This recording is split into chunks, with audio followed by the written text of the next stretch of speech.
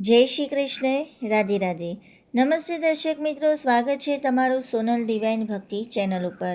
પવિત્ર પુરુષોત્તમ માસ હવે પૂર્ણાહુતિ તરફ જઈ રહ્યો છે, ત્યારે આજે આપણે શ્રવણ કરીશું આ મહિનાનો સૌથી મહત્ત્વનો ભાગ, એટલે કે અધ્યાય 25મો, અધિક માસની ઉત્થાપન વિધિ. મિત્રો, આખો મહિનો નિયમ અને ભક્તિ કર્યા પછી વ્રત પૂરું થવા આવે ત્યારે તેનું ઉત્થાપન કેવી રીતે કરવું જોઈએ. શાસ્ત્રોમાં કઈ એવી વસ્તુઓનું દાન કરવાનું કહ્યું છે જેના વગર આખા મહિનાનું પુણ્ય અધૂરું રહી જાય છે.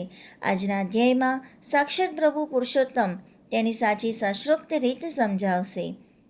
એટલું જ નહીં, આજના અધ્યાયમાં આપણે એક એવી હૃદયસ્પર્શી વાર્તા સાંભળીશું કે જેમાં એક ગરીબ ભક્ત સ્ત્રી પર આખા ગામના લોકો હસતા હતા.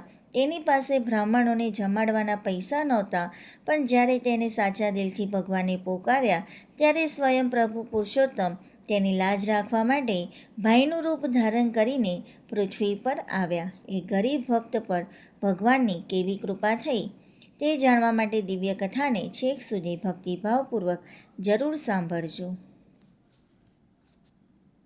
અને આ જે ભક્ત સ્ત્રી જે છે, એક છે મુગ્ધા અથવા ધનબાઈ એનું નામ હોય છે. તો એનો આખો અલગથી વાર્તાનો વિડીયો બનાવવામાં અપલોડ કરવામાં આવશે, તો જરૂરથી એ પણ જોઈ લેજો. હવે આપણે જોઈએ કે ઉત્થાપન વિધિનો જે અધ્યાય 25મો જે છે એની આપણે શ્રવણ કરીએ. રાજા ધૃતધન્વ મહર્ષિ વાલ્મીકીને પૂછવા લાગ્યો, હે મહર્ષિ, અતિ પાવન એવા વ્રતની ઉત્થાપન વિધિ વિશે જણાવવાની કૃપા કરો. ત્યારે મહર્ષિ વાલ્મીકી બોલ્યા, હે રાજન, પવિત્ર પુરુષોત્તમ માસના કૃષ્ણ પક્ષની 8મ, 9મી અથવા 14ના દિવસે આ વ્રતનું ઉત્થાપન કરવું. 30 સુપાત્ર બ્રાહ્મણોને ભક્તિભાવે નિમંત્રણ આપવું અને એમના હસ્તે અધર્મો 10 શેર, 5 શેર કે 2.5 શેર 5 પ્રકારના ધાનનું મંડળ પુરાવી એના પર સોનાના કે રૂપાના, ત્રાંબાના કે માટીના 4 છિદ્ર વગરના કળશ મૂકવા. એના પર ફળ મૂકી વસ્ત્ર, અક્ષત, ચંદન, પુષ્પાદિથી પૂજા કરવી. એમાં પંચ પલ્લવ મૂકી વાસુદેવ, બળભદ્ર, પ્રદ્યુમન અને અનિરુદ્ધ એ ચારેય મૂર્તિઓનું ક્રમવાર ચારેય દિશામાં સ્નાન કરાવી 4 બ્રાહ્મણ પાસે જપ કરાવવા. એ બ્રાહ્મણોને બ્રહ્મ ભોજન કરાવી અન્ન, વસ્ત્ર અને દાન દક્ષિણા આપવી. 4 દિશામાં 4 દીપ મૂકવા અને પત્ની સહ ભગવાન પુરુષોત્તમનું પૂજન કરી વાસુદેવ સ્વાહા એ મંત્રથી તલનો હોમ કરો. પૂજા કરાવનાર બ્રાહ્મણને તથા તેની પત્નીને તૃપ્ત કરી વાછરડાવાળી ગાયનું દાન કરવું. બીજું કોઈ દાન ન થઈ શકે તો શ્રીમદ ભગવતના પુસ્તકનું દાન કરવું. શક્ય હોય તો 30 કાંસના સંપુટ ભરીને દાન કરવું.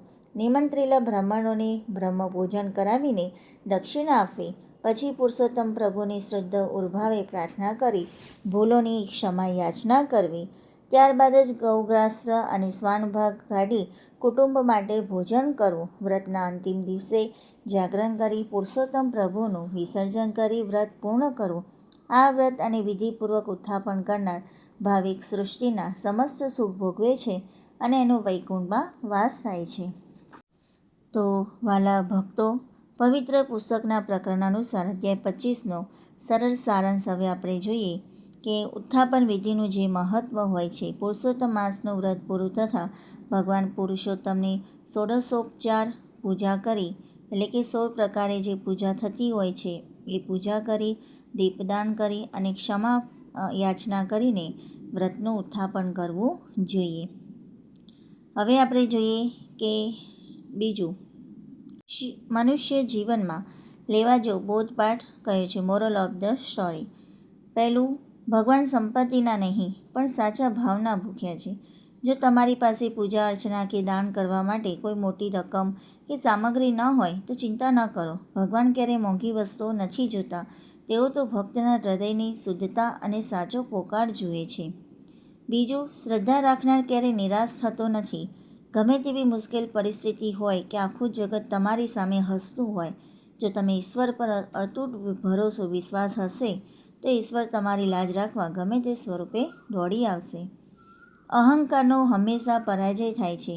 કથાના જે બ્રાહ્મણો અને ગામના લોકો ગરીબ ભક્તની મજાક ઉડાવતા હોય છે, એમાં આપણે મુગ્ધાની જે વાર્તા છે એ આપણે જોઈશું. એ આમાં જ આવી જાય છે કે છેલ્લે પ્રભુના ચરણોમાં નમવું પડે, માટે ક્યારેય કોઈની ગરીબીની મજાક ન ઉડાવવી જોઈએ, કારણ કે કોના પર ક્યારે પ્રભુની કૃપા થઈ જાય તે કોઈ જાણી શકતું નથી. તો દર્શક મિત્રો, આ તો અધ્યાય 25મો. હવે આપણે આવતીકાલના વિડીયોમાં આપણે જોઈશું કે અધ્યાય 26મો, કે જેમાં વ્રત છોડતી વખતે કઈ 33 વસ્તુઓનું દાન કરવું જોઈએ અને 33ના અંકનું રહસ્ય શું છે તે આપણે આગલા ભાગમાં સાંભળીશું. જો તમને આજની કથા અને આ સુંદર સમજૂતી ગમી હોય તો વિડીયોને લાઇક, શેર કરજો અને અમારી ચેનલ સોનલ ડિવાઇન ભક્તિ ચેનલનું સબસ્ક્રાઈબ જરૂરથી કરજો અને કોમેન્ટમાં જય શ્રી કૃષ્ણ લખવાનું ભૂલતા નહીં. જય શ્રી કૃષ્ણ. રાધે રાધે.